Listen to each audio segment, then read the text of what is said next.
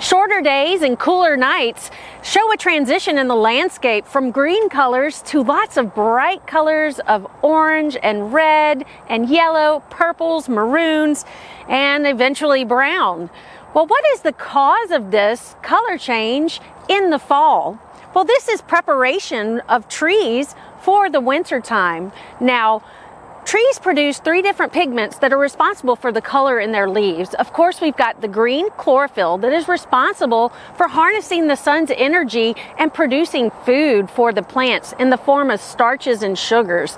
And once the plants are ready to go into their winter hibernation, let's say, they quit producing that chlorophyll pigment, and it's those shorter days and those cooler nights that signal to the plants that they're ready to do that. Now, carotenoids are responsible for those orange and yellow colors that we see, and they are present at all times, but they're not visible until chlorophyll stops being produced. So then we start to see those. And then there's also those anthocyanin pigments that are the reason for the purple and the red and the maroons.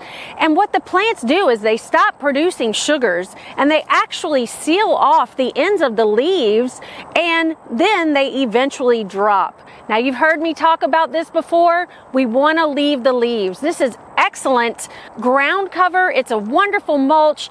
It's a great place for insects to be in and for birds to find food in those winter months. So leave those leaves this fall and enjoy those beautiful colors.